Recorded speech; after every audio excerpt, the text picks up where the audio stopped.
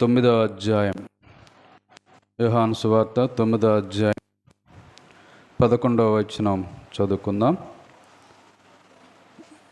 వాడు యేసు అని ఒక మనుష్యుడు బురద చేసి నా కన్నుల మీద పూసి, నీవు సిలోయమను కోనేటికి వెళ్ళి కడుక్కొనమని నాతో చెప్పెను.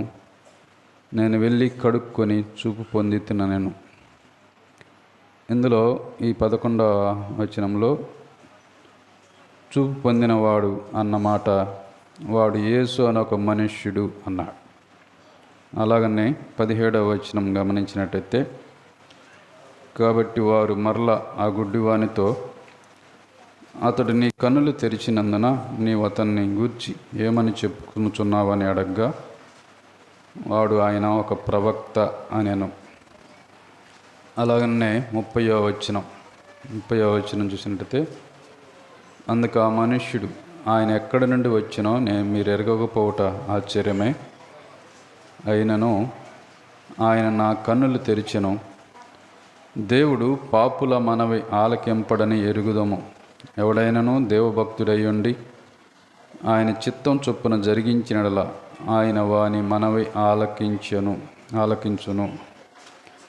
అలానే 36 నుంచి చూసినట్టయితే, అందుకు వాడు, ప్రభువా, నేను ఆయన యందు విశ్వాసముంచుటకు ఆయన ఎవడని అడగ్గా, యేసు, నీవు ఆయన్ను చూచుచున్నావు, నీతో మాట్లాడుచున్నవాడు ఆయనే అనెను.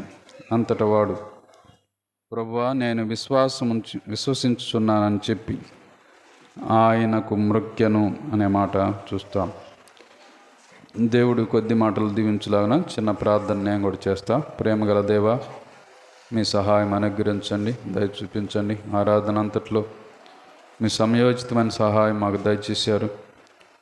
మీ లేఖన భాగాలు మేము చదువుకుంటున్నాం. బలహీనుని జ్ఞాపకం చేసుకుని బలపరచమని మా ప్రభును మీ ప్రియ కుమారుడైన యేసుక్రీస్తు వారి పరిశుద్ధమైన నామమున ఘనమైన నామన ప్రార్థిస్తున్నాం తండ్రి, ఆమేన్. ప్రియులారా, ఈ యోహాను సువార్త 9వ అధ్యాయంలో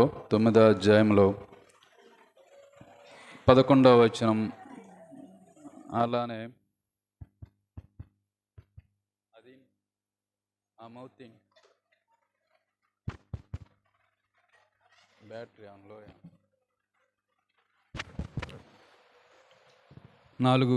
4 వచనాలు చదువుకున్నాం యోహాను సువార్తలో.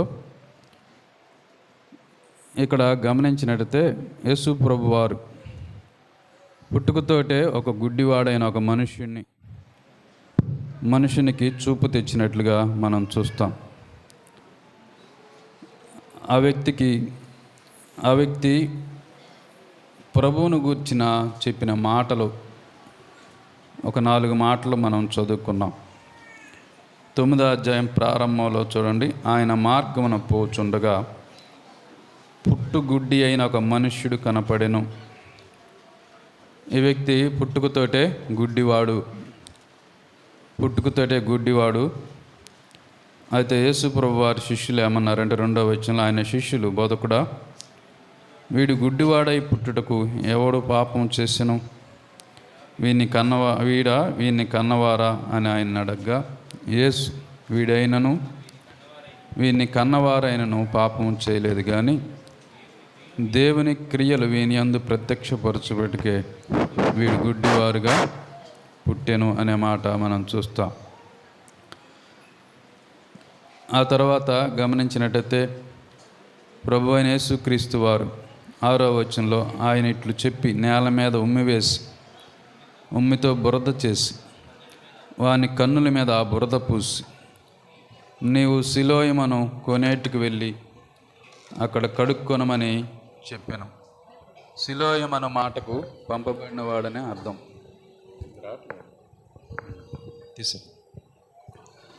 సిలోయమను మాటకు పంపబడినవాడని అర్థం అనే మాట ఇక్కడ వస్తుంది. కాబట్టి ప్రియులారా, ఈ వ్యక్తి పుట్టుకతోటే గుడ్డివాడు. ఆ వ్యక్తికి చూపు ప్రభువు ఇచ్చినట్లుగా మనం చూస్తాం.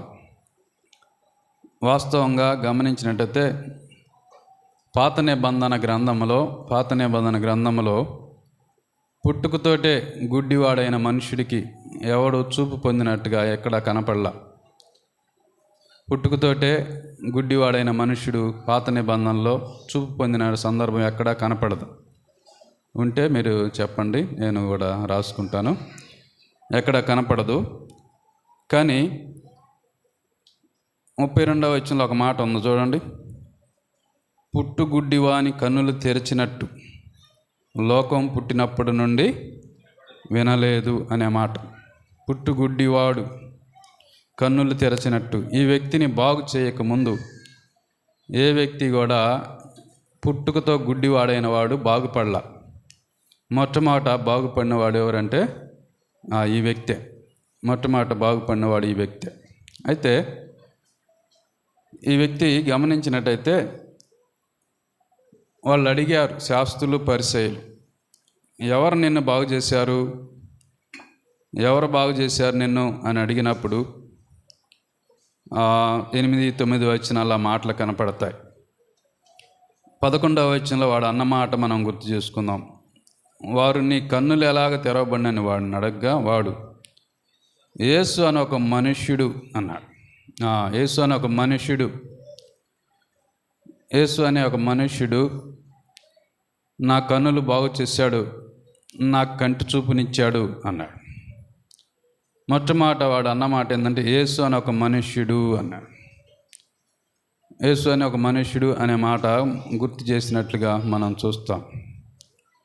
వాస్తవానికి గమనించినట్టయితే ఇక్కడ మనుషులు చాలామంది ఉన్నారు. 1వ వచనంలో 2వ వచనాల్లో యేసుప్రభు వారి శిష్యులు ఉన్నారు. యేసుప్రభు వారి శిష్యులు ఉన్నారు. ఆ తర్వాత శాస్త్రులు పరిసయ్యులు ఉన్నారు. 9వ వచనంలో వీడే అని కొందరు, వీడి కాడని కొందరు, వీడిని పోలి ఉన్నవారని కొందరు ఇలాగా మాట్లాడుకుంటూ ఉన్నారు. 16వ వచనంలో కాగా పరిసయ్యులలో కొందరు అనే మాటలు కనపడతాయి. వీరందరిలో కూడా వాడేమన్నాడంటే యేసు అని ఒక మనుష్యుడు అన్నాడు. యేసు అని ఒక మనుష్యుడు అన్నాడు. మొట్టమొదట శిష్యులను తీసుకుందాం. శిష్యులు ఏమన్నారంటే 2వ వచనంలో ఆయన శిష్యులు, బోధకుడా వీడు గుడ్డివాడై పుట్టుటకు ఎవడు పాపం చేసిన వీడా వీడిని కన్నవారా. శిష్యులు అంటే మనమే, గుర్తుపెట్టుకోండి. శిష్యులు అంటే మనమే, ప్రభువు నమ్ముకున్న మనమే.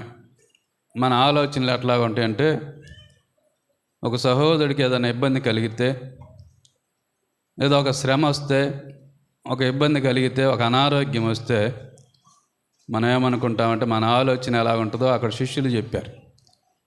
వీడేదో పాపం చేసి ఉంటాడు, ఈ వ్యక్తి ఏదో పాపం చేసి ఉంటాడు, ఏదో బలహీనత ఉంది, అందువలన ఈ వ్యక్తికి ఇలాగా కలిగింది అని ఆలోచన మనకుంటుంది. ఆ తర్వాత మళ్ళీ వెంటనే వీడి కన్నవారా, లేదంటే వీడి తల్లిదండ్రులైనా ఏమైనా చేస్తుంటారు, ఆ కుటుంబం సరిలేదు అని ఆలోచన కలిగి ఉంటాం.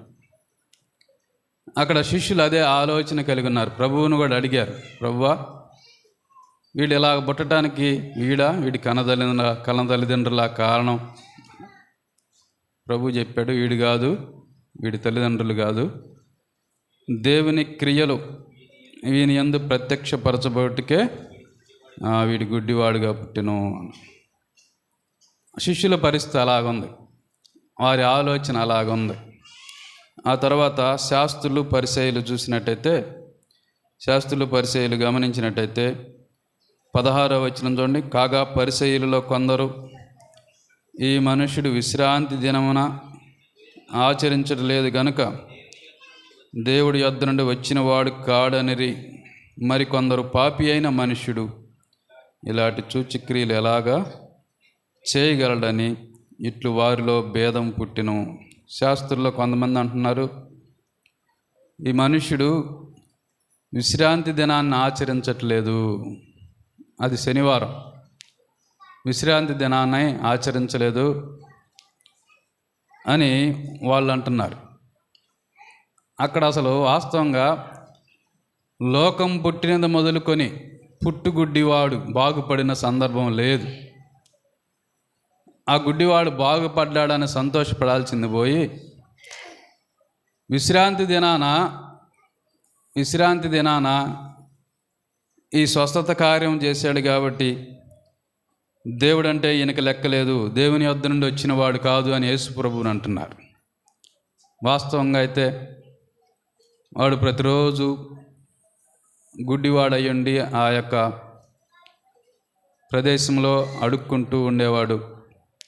వాడు బాగుపడ్డాడని సంతోషపడాల్సిన వాళ్ళు ఏమంటున్నారంటే విశ్రాంతి దినమును ఆచరించలేదు అని యేసు ప్రభు వారిని అంటున్నారు. కాబట్టి ఈయన దేవుని యొద్ద నుండి వచ్చిన వాడు కాదు అని వాళ్ళు అంటున్నారు. వాళ్ళ ఆలోచన అట్లాగుంది. ఆ తర్వాత 22వ వచనం చూడండి. ఆ గుడ్డివాడి తల్లిదండ్రులు ఉన్నారు. వాని తల్లిదండ్రులు యూదులకు భయపడి అలాగు చెప్పిరి. ఎందుకనినా ఆయన క్రీస్తు అని ఎవరైనాను ఒప్పుకునే యెడల వాని సమాజ మందిరంలో నుండి వెలివేతురని యూదులు అంతకుముందు నిర్ణయించుకుని ఉండిరి. కావున వాని తల్లిదండ్రులు వాడు వయసు వచ్చిన వాడు వాడిని అడగమనిరి అని. వాడి తల్లిదండ్రులు ఉన్నారు అక్కడ. వాడి తల్లిదండ్రులు కూడా మరి యూదులకు భయపడ్డారు. అక్కడున్న వారికి భయపడి వాడు వయసు వచ్చినోడు, వాడే అన్నీ చెబుతాడు, కాబట్టి మాకేం సంబంధం లేదు అని అన్న. వాస్తవంగా అయితే తల్లిదండ్రులు పిల్లలు ఒకవేళ తప్పు చేసినా కూడా క్షమించేది, దాచిపెట్టేది ఎవరంటే తల్లిదండ్రులే. పిల్లల లోపాలను బయటికి కనపడకుండా కాపాడేది తల్లిదండ్రులకు అంత ప్రేమ ఉంటుంది. ఆపద వచ్చినప్పుడైతే ఇంకా వారు మరింత దగ్గరగా ఉంటారు. వాస్తవంగా పిల్లలకు ఆపద వస్తే తల్లిదండ్రులు చూస్తా ఊరుకోరు. కానీ వీడి తల్లిదండ్రులు లోకానికి భయపడి లేదా శాస్త్రులకు పరిసయ్యులకు భయపడి వాడు వయసు వచ్చిన వాడే మీకు అంత చెబుతాడు, మాకు సంబంధం లేదు అని పక్కకు తప్పుకున్నట్లుగా మనం చూస్తాం. పక్కకి వాళ్ళు తప్పుకున్నట్లుగా మనం గమనించగలం. ఒక మాట కీర్తనల గ్రంథంలో ఒక మాట కనపడుతుంది. కీర్తన గ్రంథంలో గుర్తు చేసుకుందాం. 27:10 కీర్తనల గ్రంథం 27:10లో ఒక మాట రాయబడింది. నా తల్లిదండ్రులు నన్ను విడిచినను యెహోవా నన్ను చేరదీయును. ఇక్కడ గమనించినట్టు ఒక్కోసారి తల్లిదండ్రులైనా మనుషుల్ని విడిచిపెడతారు, కానీ దేవుడు మాత్రం విడిచిపెట్టాడు. దావీదు అంటున్నాడు, నా తల్లిదండ్రులు నన్ను విడిచిన యెహోవా నన్ను చేరదీయును. ఇంతమంది మనుషుల్లో శిష్యులేమో ఒక రకంగా మాట్లాడుతున్నారు, పరిసయ్యులు ఒక రకంగా మాట్లాడుతున్నారు, వాడి తల్లిదండ్రులు మరొక విధంగా మాట్లాడుతుంటే వీళ్ళందరిలో కల్లా శ్రేష్టమైన మనుష్యుడిగా యేసు ప్రభు వారు వాడికి కనపడ్డాడు. తల్లిదండ్రులు విడిచిపెట్టారు, ప్రభు విడిచిపెట్టలే వాడిని. శిష్యులు అంటున్నాడు, వీడు పాపం చేసి ఉంటాడు లేదా వీడి తల్లిదండ్రులు పాపం చేసి ఉంటారు అని అంటే ప్రభు అన్నాడు, వీడైనా చేయలేదు, వీడి తల్లిదండ్రులైనా పాపం చేయలేదు. దేవుని కోసం దేవుడు యేసు ప్రభు వారు వాడి కోసం అక్కడ నిలబడ్డాడు. వాళ్ళందరిలో కల్లా శ్రేష్టమైన మనుష్యుడిగా యేసు ప్రభు వారు కనపడుతున్నాడు ఆ వ్యక్తికి. యేసు అని ఒక మనుష్యుడు నన్ను బాగు చేశాడు అన్నాడు మొట్టమొదట. ఆ తర్వాత ఆయన ఒక ప్రవక్త అని 9వ అధ్యాయం 17వ వచనంలో వాడన్నాడు. ఆ తర్వాత 30వ వచనంలో ఆయన పరిశుద్ధుడు, ఆయన పాపము లేనివాడు అని ఒప్పుకున్నాడు. 36, 38 వచనాల్లో ఆయన ప్రభువు, ఆయన దేవుడు అని ఒప్పుకున్నాడు. ఒక క్రమం కనపడతా ఉంది అక్కడ, మొట్టమొదట అడిగినప్పుడు యేసు అని ఒక మనుష్యుడు నన్ను బాగు చేశాడు. తర్వాత కొంచెం తెలుసుకొని ఆయన ఒక ప్రవక్త అన్నాడు. ప్రవక్త అన్న మాట మనం గుర్తు చేసుకుంటూ ఉన్నాం. కాబట్టి ప్రియులరా, ఇప్పుడు కొంచెం మారింది వాడి యొక్క ఆలోచన విధానం. ఆయన ఒక ప్రవక్త అంటే దేవుని యొద్ద నుండి పంపబడినవాడు. సిలోయమను కోనేటికి అర్థం ఏమని అర్థం? పంపబడినవాడని అర్థం. యేసు ప్రభువారు ఆయన భూలోకానికి పంపబడినవాడు, దేవుని యొద్ద నుండి పంపబడినవాడు. రెండవదిగా వాడు ఆ సంగతి గ్రహించాడు. ఈయన ఖచ్చితంగా దేవుని యొద్ద నుండి పంపబడినవాడే అని రెండోది ఆ వ్యక్తి గమనించాడు. ప్రియులరా, గమనించినట్టయితే ఈయన అనేక మంది సేవకులు దేవుని యొద్ద నుండి పంపబడలా. మనుషులు ఏర్పాటు చేసుకున్నవారు అనేక మంది దేవుని పిలుపు లేకుండానే, దేవుని యొద్ద నుండి పంపబడకుండానే, దేవుని పిలుపు లేకుండానే సేవ చేస్తున్నవారు చాలామంది ఉన్నారు. అటువంటి వారిని మనము గమనించాలి. ఇంకో మాట గుర్తు చేసుకుంటే, ఈ వ్యక్తి గమనించాడు. ఈయన దేవుని యొద్ద నుండి పంపబడినవాడు కాబట్టి ఈయన ప్రవక్త అన్నాడు. ఏ సేవకుడైనా, ఏ వ్యక్తి విషయమైనా, పరిచర్య చేసే వ్యక్తి విషయమైనా మన ఆ వ్యక్తిలో గమనించాల్సింది ఏంటంటే, దేవుడికి అతనికి ఉన్న మధ్య సంబంధాన్ని గమనించాలి. దేవునితో సంబంధం ఉన్న వ్యక్తి వాని క్రియలు ఎలా కనపడితే అంటే ప్రభువు క్రియలు ఎలాగుండే అలాగనే ఉంటాయి. కాబట్టి అలాగ లేకపోతే ఆ వ్యక్తి దేవుని యొద్ద నుండి పంపబడినవాడు కాదు. ఈ గుడ్డివాడు రెండో విషయంగా గమనించాడు. మొట్టమొదట అందరి మనుషుల్లో కల్లా, అక్కడున్న మనుషుల్లో కల్లా ఈయన శ్రేష్టమైన వాడు అని గుర్తెరిగాడు. ఈ మనుష్యుడు అన్నాడు. భూమి మీద మానవుడు ఎలాగ జీవించి తోటి వారితో ఎలాగ సంబంధం కలిగి ఉండాలో యేసు ప్రభువారు ప్రాక్టికల్గా చూపించి ఈ లోకాన్ని దాటి వెళ్ళాడు. యేసు ప్రభువారు అవసరం లేదు. తిమోతి పత్రికలో ఏమంటుందంటే, దేవుడు ఒక్కడే, దేవునికిని నరులకును మధ్యవర్తి ఒక్కడే, ఈయన క్రీస్తు యేసును నరుడు అన్నాడు. నరుడు, ఆ దేవాతి దేవుడు మానవుడిగా, మనుష్యుడిగా మానవాళిని రక్షించడానికి ఈ లోకానికి వచ్చి మానవుడు ఎలాగా జీవించాలో నేర్పి వెళ్ళినవాడు. అక్కడున్న మనుషులందరిలో కల్లా తన తల్లిదండ్రుల కంటే కూడా, ఆ గుడ్డివాడి తల్లిదండ్రుల కంటే కూడా యేసు ప్రభువారు శ్రేష్టమైన మనుషుడిగా కనపడ్డాడు. శ్రేష్టమైన వాడిగా అతనికి కనపడ్డాడు. రెండవది వాడు అంటున్నాడు, ఈయన ప్రవక్త. 17వ వచనం, కాబట్టి వారు మరలా గుడ్డివానితో, అతడు నీ కన్నులు తెరిచినందున నీవు అతని గురించి ఏమనుకొనుచున్నావని అడగవాడు, ఆయన ప్రవక్త అనేను. రెండవదిగా కొంచెం సమయం గడిచినాక వాడు ఆలోచించుకొని, ఈయన ఖచ్చితంగా దేవుని యొద్ద నుండి పంపబడినవాడు కాబట్టి ఈయన ప్రవక్త అని నిర్ణయించుకున్నాడు. మూడవ విషయం గమనించినట్టయితే 17 అట్లానే 30వ వచనం గమనించినట్టయితే అందుకు ఆ మనుష్యుడు, ఆయన ఎక్కడి నుండి వచ్చినో మీరు ఎరుగుపోవట ఆశ్చర్యమే, అయినను ఆయన నా కన్నులు తెరిచెను, దేవుడు పాపుల మనవి ఆలకింపడని ఎరుగుదము. ఎవడైనను దేవభక్తుడండి ఆయన చిత్తం చొప్పున జరిగించినడలా ఆయన వాని మనవి ఆలకించును. పుట్టుగుడ్డి వాని కనులు ఎవరైనా తెరిచినట్టు లోకం పుట్టినప్పటి నుండి వినపడలేదు అన్నాడు. లోకం పుట్టినప్పటి నుండి వినపడలేదు అన్నాడు. ఈయన దేవుని యొద్ద నుండి వచ్చినవాడు కాని ఎడల ఏమీ చేయనేరడని వారితో చెప్పెను అన్నాడు. కాబట్టి ప్రియులారా, 3వ వచనంగా గమనించినట్టయితే 3వ మాటగా మొదట ఈయన శ్రేష్టమైన మనుషుడని గ్రహించాడు. రెండోది ప్రవక్త అని గ్రహించాడు.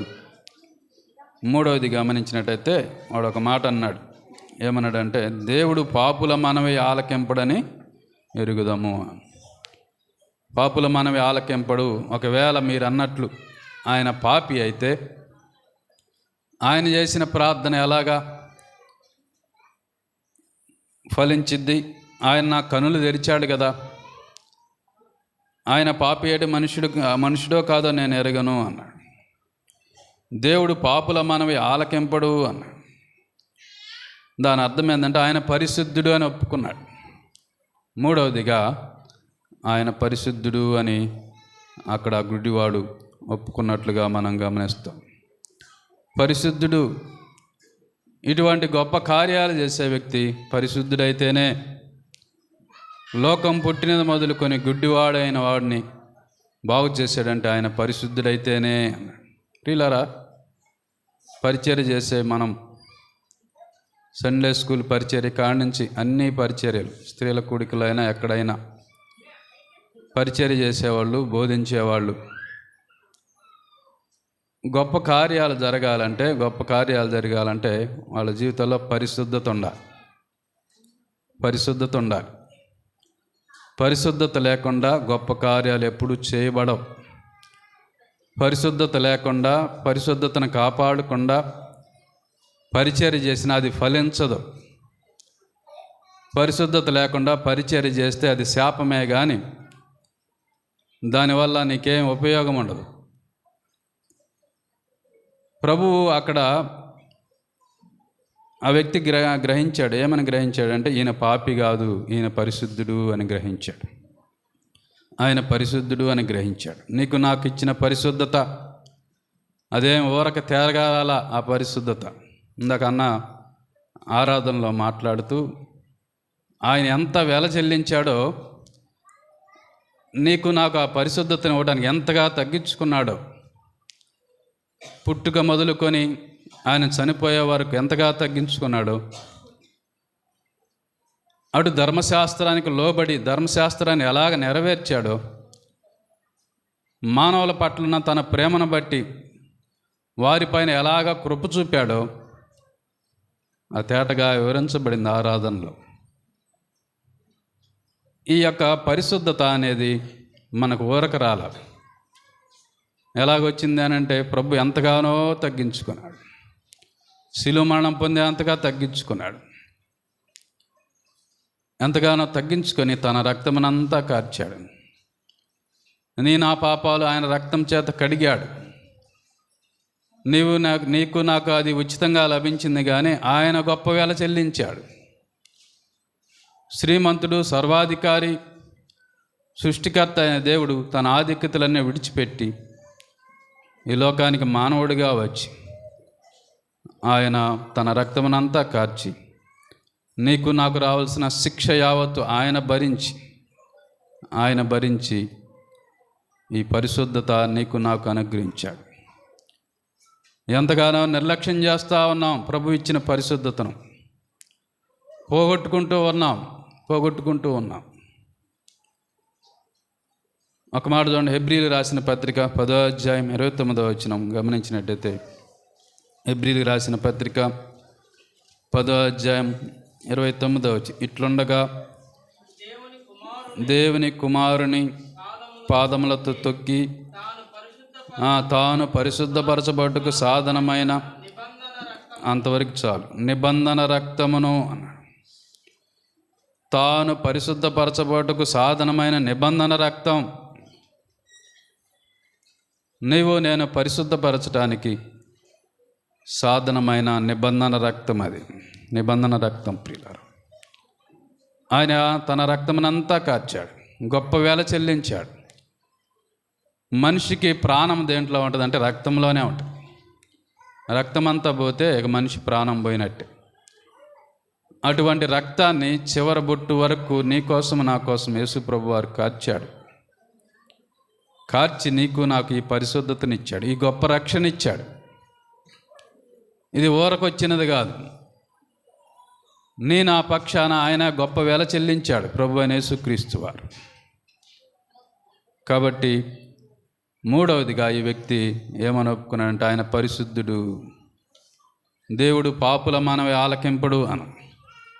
ఒక వ్యక్తి ప్రభువుని నమ్ముకోవడానికి ఇష్టపడకుండా, రక్షణ పొందడానికి ఇష్టపడకుండా, ప్రభువా నాకు అది కావాలి ఇది కావాలంటే ఆ వ్యక్తి ప్రార్థన ఆలకించబడదు.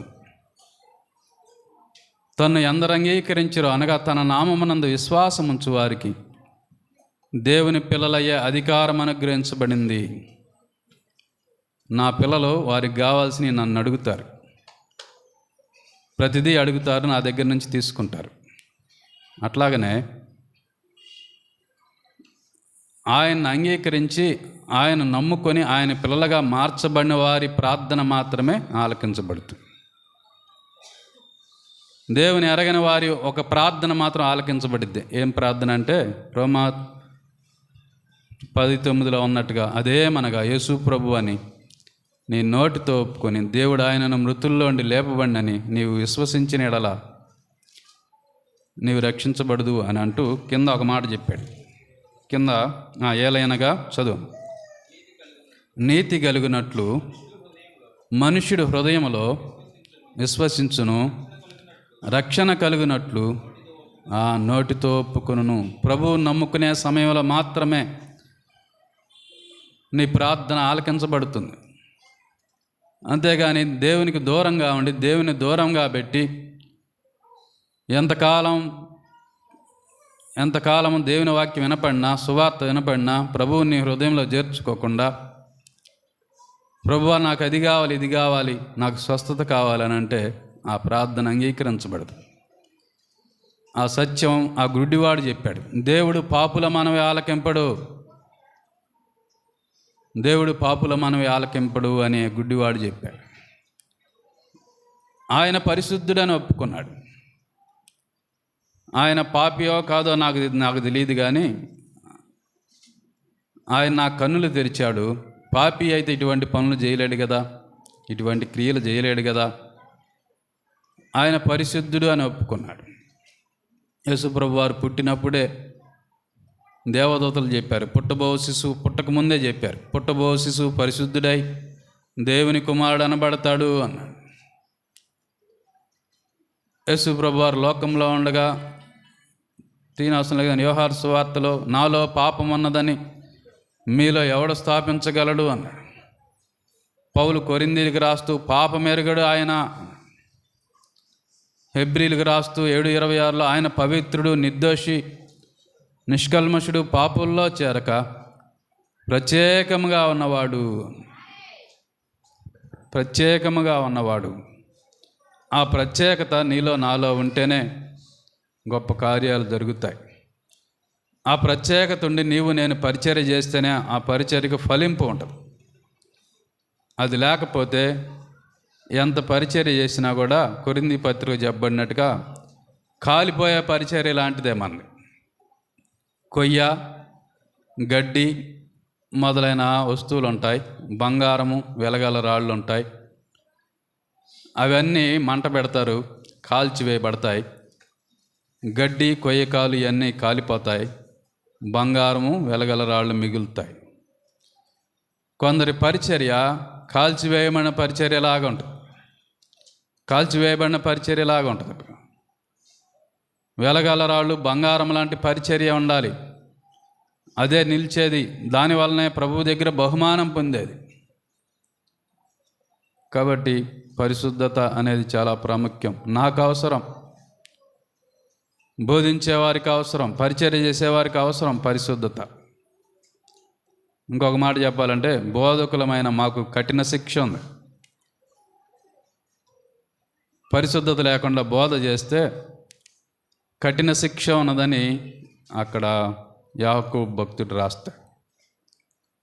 కాబట్టి సరి చేసుకుందాం, ఇకనైనా ప్రభు ఇచ్చిన పరిశుద్ధతను కాపాడుకుందాం, ఇంకా పరిశుద్ధతలో ఎదుగుదాం. కాబట్టి ప్రియులారా, 3 విషయాలు వాడు ఒప్పుకున్నాడు. మొదట ఆయన మనుష్యుడు అన్నాడు, రెండవదిగా ఆయన ప్రవక్త అన్నాడు, మూడవది పరిశుద్ధుడని ఒప్పుకున్నాడు, ఆయన పాపము లేనివాడని ఒప్పుకున్నాడు. 4వది 9వ అధ్యాయము, యోహాను సువార్త 9వ అధ్యాయం 38-39 వచనాలు గమనించినట్టయితే, అంతటా వాడు లేదంటే 35 నుంచి చూద్దాం. పరిసయ్యులు వానిని వెలివేసిరని యేసు విని వానిని కనుగొని, నీవు దేవుని కుమారి యందు విశ్వాసముంచుచున్నావా అని అడిగాను. అందుకు వాడు, ప్రభువా, నేను ఆయన యందు విశ్వాసముంచుటకు ఆయన ఎవడని అడగ్గా, నీవు ఆయనను చూచుచున్నావు, నీతో మాట్లాడుచున్నవాడు ఆయనే అనెను.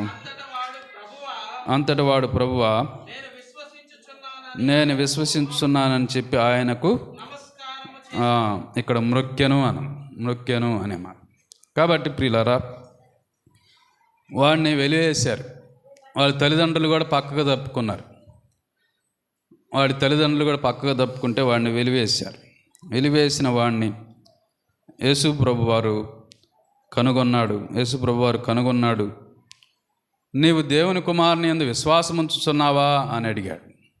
వాడికి తెలియదు, విషయాలు తెలియవు. ఆ యేసు ప్రభువారిని కూడా వాడు అప్పుడే చూడటం. నువ్వు యేసు ప్రభునందు దేవుని కుమారుని యందు విశ్వాసం ఉంచుతున్నావంటే, అయ్యా ఆయన ఎవడో అన్నాడు. ఎవరు అని అంటే, నీతో మాట్లాడుచున్నవాడు ఆయనే అన్నాడు. వెంటనే వాడు ఏమన్నాడంటే, అయ్యా విశ్వాసం ఉంచుతున్నాను అని చెప్పి ప్రభువా అని ఒప్పుకొని ఆయనకు మ్రొక్కెను అనే మాట చూస్తాం. మ్రొక్కెను. ఆడ అంతకుముందు గుడ్డివాడు, యేసుప్రభు ఎలాగుంటాడో చూడలేదు. తను స్వస్థపరిచిన యేసుప్రభుని చూశాడు. ఆయన దేవుని కుమారుడని తెలియలేదు, తెలుసుకున్నాడు. ఇప్పుడు విశ్వాసం ఉంచాడు, ప్రభువుని నమ్ముకున్నాడు. ఆ తర్వాత మ్రొక్కాడు అంటే ఆరాధన, ప్రభువుని ఆరాధిస్తూ ఉన్నాడు. కాబట్టి ప్రియులరా, గమనించినట్టయితే మొదటేమో మనుష్యుడని ఆ ఉన్న మనుషులందరిలో కల్లా జాలి, దయ, ప్రేమ కలిగిన ఆ మనుషుడైన యేసు ప్రభువారిని గుర్తించాడు. రెండవదిగా ఆయన ప్రవక్తని గుర్తించాడు. మూడవదిగా ఆయన పరిశుద్ధుడని గుర్తించాడు. నాలుగవదిగా ఆయన ప్రభువు దేవుడని ఒప్పుకొని ఆయన మ్రొక్కినట్లుగా మనం చూస్తాం. ప్రభువా అంటే దేవుడని అర్థం. ఆయనకు మ్రొక్కినట్లుగా మనం చూస్తాం. క్రమక్రమంగా ఎన్ని రోజుల్లో తెలుసుకున్నాడు ఆడు విషయాలన్నీ? ఎన్ని రోజుల్లో తెలుసుకున్నాడు? 2-3 రోజుల్లో, అంతే. 2-3 రోజుల్లోనే అంచెలంచెలుగా ప్రభువుని గురించి తెలుసుకున్నాడు. ఎంతకాలమైంది మనం నమ్ముకొని? ప్రభువుని నమ్ముకొని ఎంతకాలమైంది? ప్రభువుని గురించిన ఒక సమయోచితమైన మాట ఇతరులకు చెప్పాలంటే మన నోటి నుండి రాదు, మన నోట్లో నుంచి రాదు ఆ మాట. ఇతరులకు చెప్పాలంటే రాదు. దేవుని గురించి ఒక మాట అయినా చెప్పలేము. అటువంటి పరిస్థితి. చాలా కాలం నుంచి ప్రభువుని నమ్ముకున్నాం.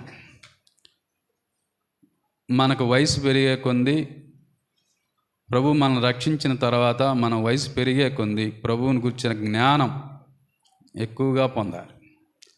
దేవుని గురించి ఎక్కువగా తెలుసుకోవాలి. ఒక మాట చూడండి, ఫిలిప్పీలు రాసిన పత్రికలో పౌలు భక్తుడు ఒక మాట అంటున్నాడు. ఫిలిప్పీలు రాసిన పత్రిక 3వ అధ్యాయము 8వ వచనం, నిశ్చయముగా నా ప్రభువైన యేసుక్రీస్తు గూర్చిన అతి శ్రేష్టమైన జ్ఞానము నిమిత్తమై సమస్తమును నష్టముగా ఎంచుకున్నాను. నిశ్చయముగా నా ప్రభువైన యేసుక్రీస్తు గూర్చిన జ్ఞానం అతి శ్రేష్టమైన జ్ఞానం అన్నాడు.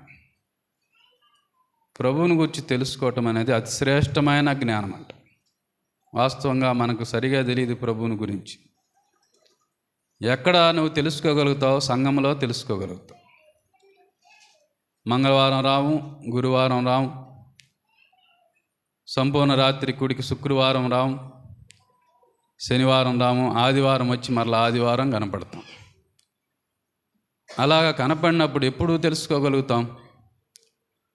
ప్రభువుని గురించిన అతి శ్రేష్టమైన జ్ఞానం ఎప్పుడు తెలుసుకోగలుగుతాం? కొందరు ఎగ్జామ్స్ వల్ల, డ్యూటీస్ వల్ల రాలేకపోతున్నారు, వాళ్ళు చెప్తూ ఉన్నారు. కొంతమందికి అవకాశం ఉండి కూడా, తీరిగ్గా ఉండి కూడా ప్రభువుని గురించి తెలుసుకోవాల్సిన పని ఉండి కూడా కూడికలకు మధ్య కూడికలకు రాలేము. ఇంకెప్పుడు తెలుసుకోగలుగుతాం ప్రభువుని గురించి? పౌలు తార్సు పట్టణానికి చెందినవాడు, ధనవంతుల్లో అధిక ధనవంతుడు. వాస్తవంగా ధర్మశాస్త్రాన్ని తూచా తప్పకుండా పాటిస్తా, ధర్మశాస్త్రాన్ని అటు నుండి ఆ మొదటి పేజీ నుండి చివరి పేజీ వరకు గమలియేలు పాదాల దగ్గర నేర్చుకున్నవాడు. పౌలుని గురించి వాళ్ళు ఏమన్నంటే, పౌలా నువ్వు అతి విద్య కలిగిన వాడు అన్నారు. మంచి విద్య కలిగిన వాడు, చాలా విద్య కలిగిన వాడు, ఎన్నో ఆధిక్యతలు ఉన్నాయి, రోమా పౌరసత్వం కలిగిన వాడు. ఇన్ని ఆధిక్యతలు ఉన్నా కూడా ఆ పౌలు అన్నమాట ఏంటంటే, నిశ్చయంగా నా ప్రభు అయిన యేసుక్రీస్తుని గూర్చిన అతి శ్రేష్టమైన జ్ఞానము నిమిత్తమై సమస్తమును నష్టముగా ఎంచుకున్నాను. నాకెన్నో లాభాలు ఉన్నాయి. ప్రార్థనకు పోకుండా నేను లోకంలో చాలా పనులు ఉన్నాయి, నాకు వచ్చే లాభాలు చాలా ఉన్నాయి, కానీ అటన్నిటిని నష్టంగా ఎంచుకున్నాను. దేనికోసం అంటే, నా ప్రభు అయిన యేసుక్రీస్తు వారిని గుర్చిన జ్ఞానం కోసం. ఆ జ్ఞానం కోసం నేను సమస్తమును నష్టంగా ఎంచుకున్నాను అన్నాడు. ఈ వ్యక్తి 2-3 దినాల్లోనే ప్రభువుని గురించి తెలుసుకున్నాడు. ఈయన మనుషులందరిలో కల్లా శ్రేష్టమైన మనుషుడని గుర్తెరిగాడు. రెండోది, దేవుని యొద్ద నుండి పంపబడిన ప్రవక్త అని గుర్తెరిగాడు. పాపి అయిన మనుషుడు ఇటువంటి గొప్ప కార్యాలు చేయలేడు, ఈయన పరిశుద్ధుడని గుర్తెరిగాడు. నాలుగోది, ప్రభువు అని ఒప్పుకొని ఆయన్ను ఆరాధిస్తూ ఉన్నాడు. ఒక గుడ్డివాడు, ఒక భిక్షమడుక్కునే గుడ్డివాడు. అన్ని అవకాశాలుండి అంతా చక్కగా జరుగుతా, దేవుడు మనకు కావాల్సిన ఇస్తూ ఉంటే ప్రభువుని ఎంత నిర్లక్ష్యం చేస్తూ ఉన్నామో, ఎంత నిర్లక్ష్యం చేస్తే అంత వెనకబడిపోతాం. కాబట్టి ప్రియులారా, ఇకనైనా ప్రభు ఇచ్చిన పరిశుద్ధత, విలువైన పరిశుద్ధతను కాపాడుకుందాం. దేవుని కోసం పరిశుద్ధతను కాపాడుకొని పరిచర్య చేద్దాం. దేవుని యొద్ద మెప్పు పొందుదాం. ఈ గుడ్డివాడు తెలుసుకున్నట్టుగా ప్రభువుని గురించిన శ్రేష్టమైన జ్ఞానం పొందుదాం. వాక్యం చదువుదాం, వాక్యం విందాం, దేవునిలో ఎదగటానికి ప్రయత్నం చేద్దాం. దేవుడు కొద్ది మాటలు దీవించునుగాక. ప్రభాకర్ అన్న వచ్చి ముగింపు చేస్తారు.